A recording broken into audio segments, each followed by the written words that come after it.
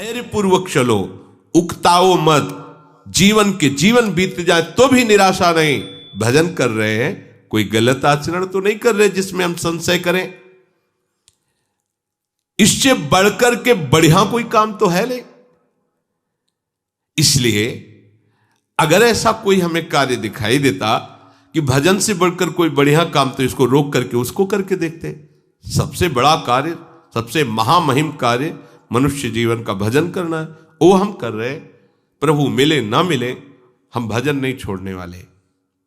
धैर्य पूर्वक बुद्धि को वश में कर लो।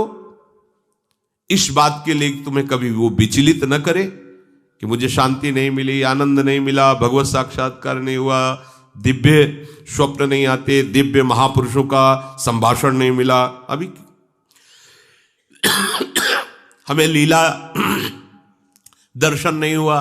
बिल्कुल आप शांत रहिए, ये आगे से आगे आपको मिलता। और आपको एक आंतरिक बात बता दें, परमार्थ में प्रभु इसलिए आपको आपके सद्गुणों का अनुभव नहीं होने देते कि आपको अहंकार आ जाएगा। जैसे जैसे सद्भावना भजन बढ़ता है, वैसे वैसे अपने में हे भाव आता है, मैं कितना नीच हूं, जैसे भजन करना चाहिए वैसा भजन नहीं होता। ये प्रभु की कृपा होती है कि अपने में अहंकार ना कर दैन्यता आए, और भजन जितना बढ़ाओगे उतने भजन की भूख बढ़ती चली जाएगी। कभी आपको ऐसा नहीं आएगा कि मैं बहुत भजन करता हूं। जब आपको बात आएगी तो हृदय से आएगा कि जैसा भजन होना चाहिए वैसा नहीं होता। ये सच्चे भजनानंदी का लक्षण है। उसका हृदय बोलेगा चल रहा है, बस एक क्रिया मात्र चल रही, जैसा होना चाहिए वैसा नहीं हो रहा, क्योंकि उसके सामने वो महापुरुष हैं जो प्रेम रस में डूबे हुए हैं, देख रहा है उनकी स्थिति को, तो उसको अपनी स्थिति बहुत लघु लग रही है। प्रभु अहंकार अपने जनों में नहीं आने देते। संसार का महत्व हट रहा है, प्रभु का भजन बढ़ रहा है, यही हमारा परम लाभ है, परम सिद्धि है। तो शनै शनै रूपर में तो धीरे धीरे तुम विषयों को छोड़ो। शनै शनै क्यों कह रहे? जैसे सेवक जी कह रहे सहित सहित बाढ़ है भगति। आज से एकदम ये नहीं ये नहीं ये नहीं ये नहीं, 1 2 दिन 4 दिन 5 दिन फिर उसी में गिरोगे, ऐसे नहीं। एक एक विषय को समझते जाओ धीरे धीरे, और जो छोड़ते जाओ उसे दोबारा पकड़ो मत। जैसे क्रमशः धीरे धीरे आपको बाजार का नहीं पाना, लंबा समय 1 वर्ष का दिया, मतलब गया, इस जीवन में दोबारा नहीं पाना है, गया। यह हम उन उपासकों को कह रहे हैं जिन्होंने भगवत प्राप्ति का दृढ़ निश्चय करना है या कर चुके हैं, जो सीधे लक्ष्य बना चुके हैं इसी जन्म में भगवत प्राप्ति। अब आपको 2 टाइम ही केवल भोजन करना है, एक 11 से 12 के बीच में, और एक 8 से 9 के बीच में, बस। फिर नहीं लेना, कुछ नहीं लेना। ये रसेंद्री का संयम प्रारंभ हुआ। महापुरुषों से सुना है कि आपकी और इंद्रियां सब वश में हो, रसेंद्री वश में ना हो तो आप जितेंद्री नहीं माने जाओगे। अगर रसेंद्री वश में तो स्वाभाविक सारी इंद्रियां अपने आप वश में हो जाएंगी। वनवासी को रसेंद्री पर विशेष अधिकार कर लेना चाहिए। हम लोग रसेंद्री को एकदम छूट दे देते हैं और सोचते हैं अन्य इंद्रियों पर हम अपना शासन कर लेंगे। असंभव। मूल है रसेंद्री, रसेंद्री को सुधार लो, सब ठीक हो जाएगा, इसी से सब है। तो रसेंद्री सुधारने के लिए जैसे जैसे आपके कदम बढ़ रहे, जैसे जैसे महापुरुषों के द्वारा सिद्धांत हमारे सामने आते जा रहे हैं, जो जो कदम बढ़ाते जाएं बिल्कुल आगे आप बढ़ाइए, पीछे मत हटाइए। कोई भी परेशानी है, 1 हफ्ता 10 दिन, बस औषधियों के द्वारा उसे क्रॉस कीजिए, उस समय को खत्म। फिर इसके बाद आपको वो, अगर आप कमजोर हैं तो फिर आप बार बार गिरेंगे, फिर बात नहीं बनेगी। एक बार आपने शासन किया इंद्री पर, बस चढ़ते चले जाओ। दुश्मन को सांस लेने का अवसर मत दो। देखो, वही धोखा खाता है जो अपने शत्रु पर दया करके बख्श देता है। चतुर शासक शत्रु को बख्शता नहीं है। जो इंद्रियां हमें अनंत जन्मों से हमारे प्रीतम से विमुख रखकर हमारा नाश करती रही हैं, आज गुरु कृपा से उन पर शासन करने का हमें अवसर मिला है। दुश्मन नीचे दब चुका है, आप ऊपर से उसको छोड़िएगा नहीं, आप चढ़े बैठे रहिए जब तक उसकी दम ना निकल जाए, फिर बात हो जाए। उसकी दम निकल गई तो अब हमारी दम रहेगी, अब हम अपनी दम से चलेंगे प्रभु की तरह। इंद्रियों की दम निकल जाना, मन की दम निकल जाना, विषयों के प्रति आकर्षण नष्ट हो जाना, मन मरा अर्थात विषयों की स्फुरना ही बंद हो गई। ये करना ही है, ये नहीं कि बस अब कुछ दिन की और बात है फिर नहीं। अब ये जन्म के जितने भी हमारे अंदर दोष हैं, झूठ ढूंढ करके उनको शनै शनै रूपर में बुद्धिया धृति ग्रहितया, बड़े धैर्य पूर्वक धीरे धीरे कदम बढ़ाओ, जो छोड़ते जाओ, दोबारा उधर मत देखो। जितने कम से काम चलने लगे बहुत अच्छा है, हर समय भजन परायण रहो। ये विषयों के सेवन से कोई शांति नहीं मिलती। जल्दीबाजी विषय त्याग के लिए भी न करे। देखो ये बहुत शोधी हुई बात भगवान कह रहे हैं, आज से ये बंद, आज से ये बंद, आज से बंद। नहीं बंद कर पाओगे। धीरे धीरे एक चीज छोड़ो, 2-4 महीने आराम से रहो, फिर धीरे से छोड़ो, फिर धीरे से छोड़ो, नाम को पकड़े रहो। आप धीरे धीरे एकदम निर्विकार हो जाएंगे। एकदम सब पूरी लाइन काट दी तो सब पूरी लाइन चलने लगेगी और बढ़ के चलने लगेगी।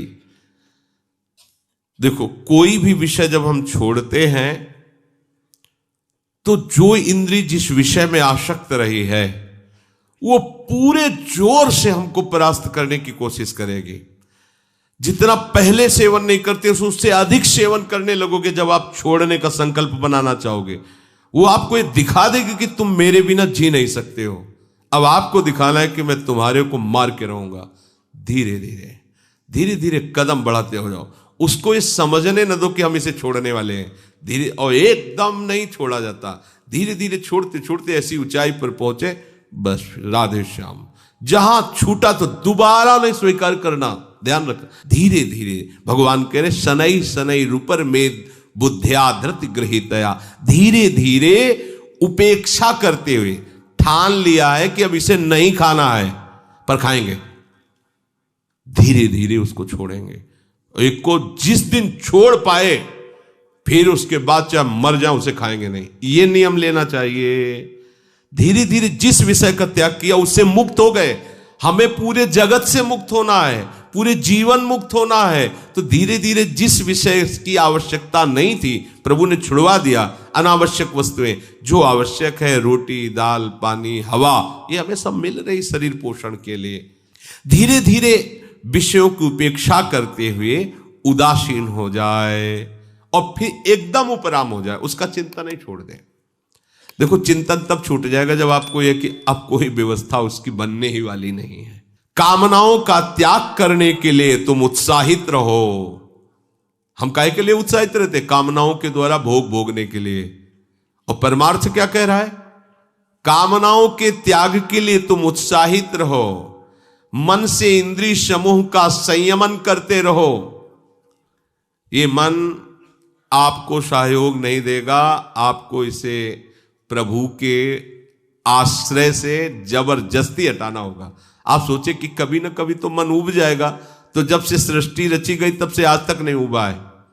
गोस्वामी जी कह रहे मेरो मन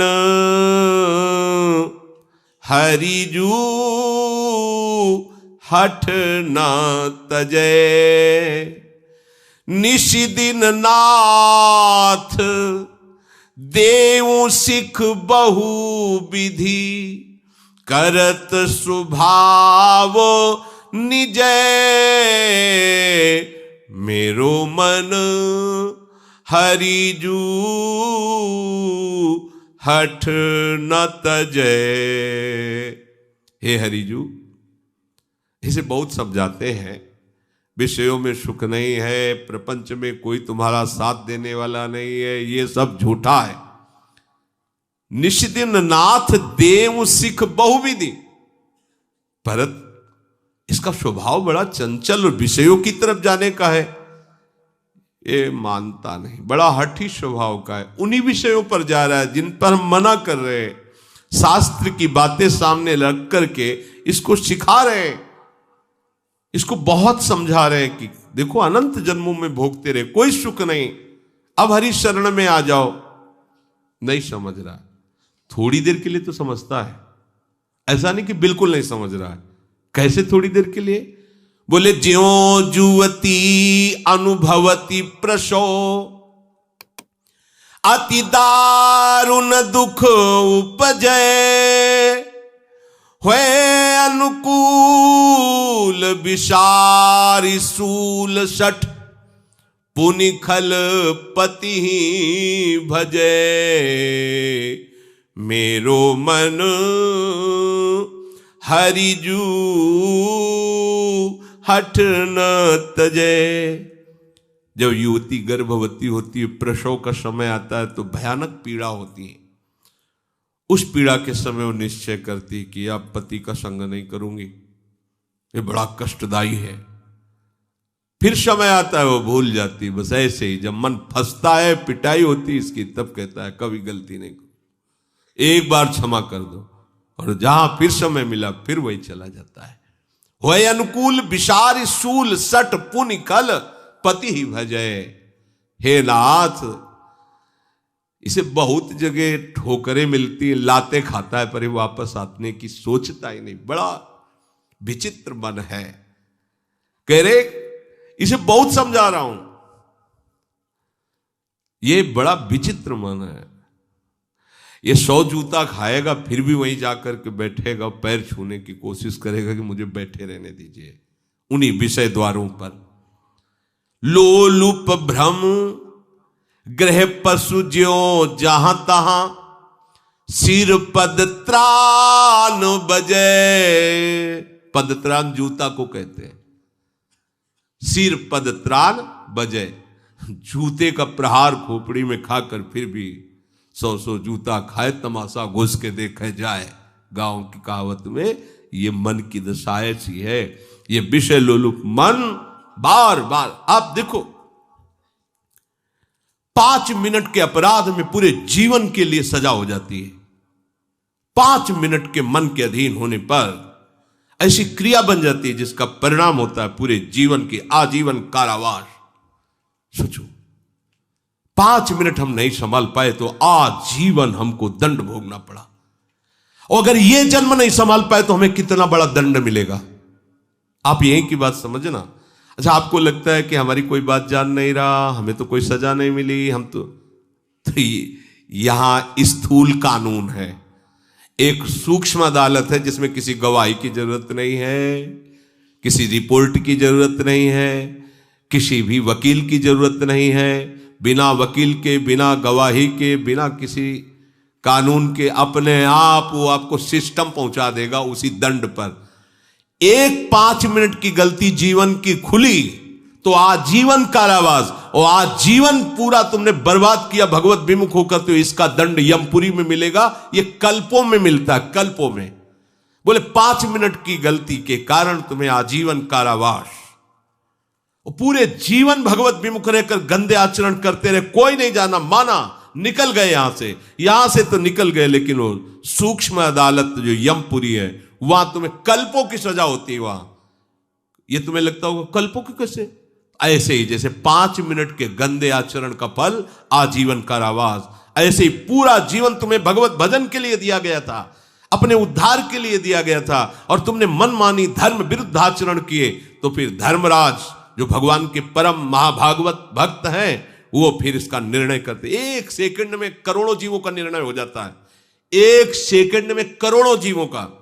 वो ऐसी थोड़ी सरकार कि वहां कंप्यूटर चलाना पड़े, नहीं। हाँ भाई वकील तुम बोलो, वो बोलो, नहीं। वहां तो 1 सेकंड में करोड़ों जीवों का हिसाब होता है। पूरी सृष्टि का न्यायालय है वो, पूरी सृष्टि का, और लगातार चलता ही रहता है वहां। और वहां मरना है नहीं, वहां केवल दंड ही दंड है, भोगना ही भोगना है, सांस लेने का भी सुख नहीं है। भयभीत हो जाओ जैसी हित हरिवंश हित सजनी स्वरूपा। महाप्रभु ने ये कहा, बहुत बड़ी बात कह दी। प्रिया प्रीतम के सुख का वर्णन करने वाले महापुरुष थोड़ा सा संकेत, जय सीत हरिवंश नरक गति दुर्बर। नहीं मानता है मन। हम अपनी इंद्रियों की गंदगी ये साफ करें, जो इंद्रियां बार बार गंदे विषयों की तरफ जा रहे हैं, और इसकी सफाई के लिए समर्थ है नाम। नाम, निरंतर नाम। भूलिए मत, घाटा मत कीजिए। ये परम धन है, सच्चिदानंदमय। त्रिकाल में भी, महाप्रलय में इस नाम का नाश नहीं होता। ये सुरक्षित रहेगा, आप जहां भी होगे आपके पास रहेगा। ये आपकी सुरक्षा करेगा, आपको सुख प्रदान करेगा। ये आपका बल है, ये नाम ही बल है। वो बड़े अभागी हैं जो इस बल को न रखकर और बल को रखते हैं। अपबल, तपबल और बाहुबल, चौथो बल है दाम। सूर किशोर कृपाते सब बल, हारे को हरिनाम, ये है सब बल। पर जो इधर से हार गया है जगत की तरफ से, थक गए प्रभु। मेरे नेत्र, मेरे हाथ, मेरे पैर, मेरी बुद्धि, मेरा बल सबने साथ छोड़ दिया, तब ये नाम का बल पकड़ा जाता है। अभी आप थोड़े बारे कोई न कोई बल का आश्रय लिए, इसलिए नाम को भूल जाते नहीं। कैसे भूल सकते हैं?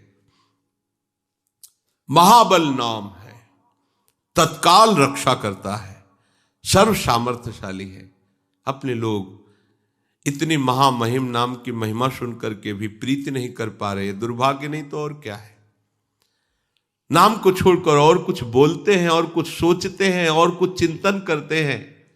राग द्वेष का चिंतन करते हैं, भोगों का चिंतन करते हैं। अभी मूढ़ता छोड़ नहीं पा रही। हमारी बुद्धि इस मूढ़ता को नहीं छोड़ पा रही। तो भगवान कह रहे छोड़ो। श्री भगवान कह रहे बुद्धि में ऐसा धैर्य रखो, धीरे धीरे इन विषयों को छोड़ते चले जाओ, इनसे उपराम होते चले जाओ। एकमात्र अपने आराध्य देव युगल सरकार में सम्यक रूप से बुद्धि की स्थापना कर दो। धीरे धीरे विषय छोड़ने की बात कही गई। एकदम उकताया हुआ आज छोड़ा, 10 दिन बाद फिर उसी में गिर गए, ऐसा नहीं। क्रम से धीरे धीरे जितना पैर आगे बढ़ाओ, फिर पीछे मत हटाओ। जो छूटा उसे दोबारा सेवन मत करो। वो हमारा जीवन नहीं है। उसके बिना हमारा जीवन चल जाएगा, लेकिन प्रभु के बिना हमारा जीवन नहीं चलेगा। संसारी आदमी का जीवन प्रभु के बिना चल रहा है, ऐसा अनुभव में आता है उसको। रुपया नहीं तो जीवन नहीं, रिश्ते नाते सने संबंधी नहीं तो हमारा जीवन नहीं, भोग सामग्री नहीं तो जीवन नहीं। तो फिर क्या आत्महत्या कर ले? यही हो रहा है। लेकिन वास्तविक बात है, प्रभु नहीं तो हमारा जीवन नहीं, उन्हीं से हमारा जीवन। जब ये समझ जाओगे तो ये बात नहीं आएगी कि मैं अपने शरीर को नष्ट कर दूं। आपका हृदय किसी भी परिस्थिति, किसी भी समस्या में हो, आनंदित रहेगा, क्योंकि आपके जीवन धन आपके साथ है। और वो जीवन धन कौन है? जो अनंत ब्रह्मांडों के स्वामी। तो कमी क्या? फिर क्या कमी? फिर उदासता कैसी रहेगी? फिर निराशा कैसी रहे? समझो इस बात को। बुद्धिया धृत ग्रहीतया। उपासक जब साधना करता है, उपासना करता है, तो उसको काम क्रोध की ऐसी चोट लगती कि घबराता है, उकताहट पैदा होती है। जल्दी भगवत साक्षात्कार हो जाए, झंझट खत्म हो।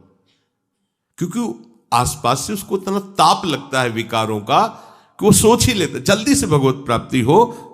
हाँ, अभी 3 दिन हुए, नहीं हुई, पता नहीं इस मंत्र में ताकत है कि नहीं है, इस साधना में है कि, छोड़ो, दूसरी पकड़ो, तीसरी पकड़ो।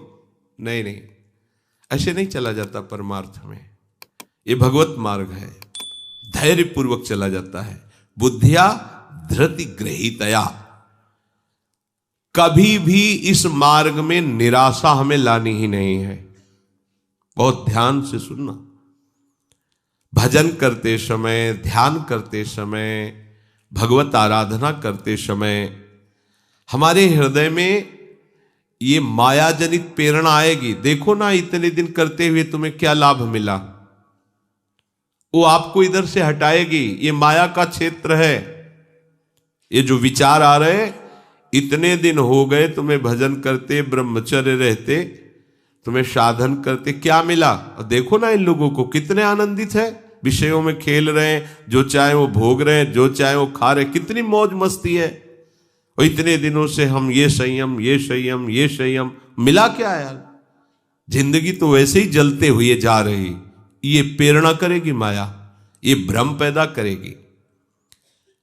अभी भगवत प्राप्ति तो हुई नहीं, कोई आनंद तो आया नहीं। आगे क्या होगा जब इतने दिनों से नहीं आया है?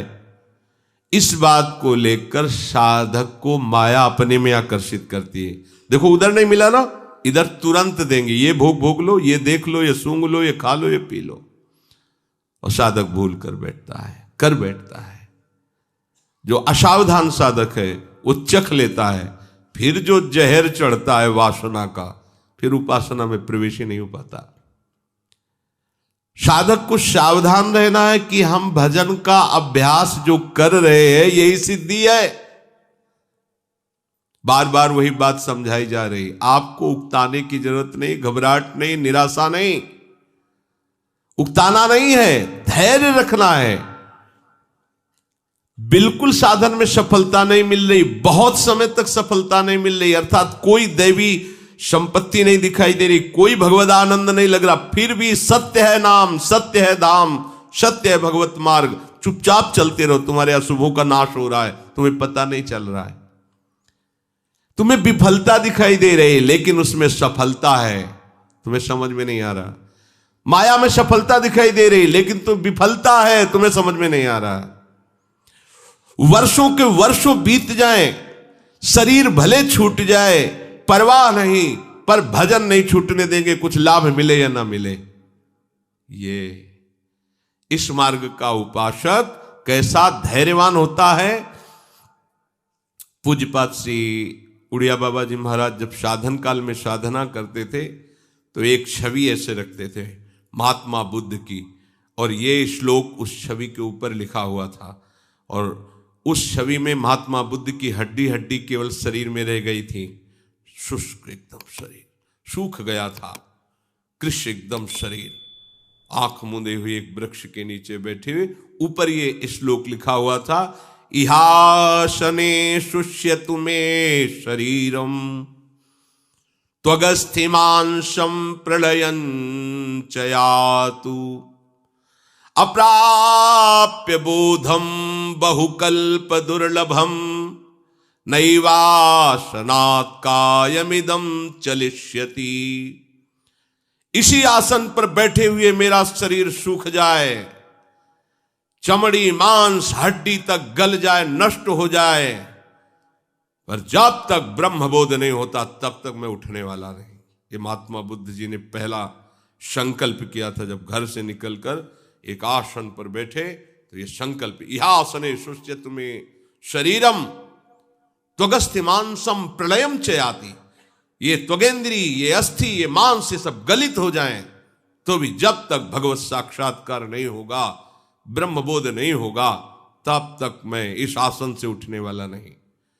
बहुकल्प दुर्लभम, जो बहुत कल्पों में नहीं प्राप्त होता, अगर वो इसी जन्म में प्राप्त हो जाए तो कितना सस्ता सौदा है। हम महीने, 2 महीने, 4 महीने, 6 महीने में घबराने लगते हैं, कोई हमारे को दिव्यता अनुभव में नहीं आ रही। राधा राधा बोल रहे हो, धाम में रह रहे हो, धाम के आश्रित हो, भगवत मार्ग में चल रहे हो, ये तुम्हें दिव्यता नहीं दिखाई दे रही? तुम्हारी पशुता नष्ट हो गई, तुम्हारी आसुरी वृत्ति नष्ट हो गई। देखो ना, लोग असुर भाव को प्राप्त हो रहे हैं। असुर भाव किसे कहते हैं? जो शास्त्र की आज्ञा न माने, माता पिता का अपमान करे, मदिरा मांस आदि का भक्षण करे, मनमानी व्यभिचार करे, उसी को तो असुर भाव कहते हैं।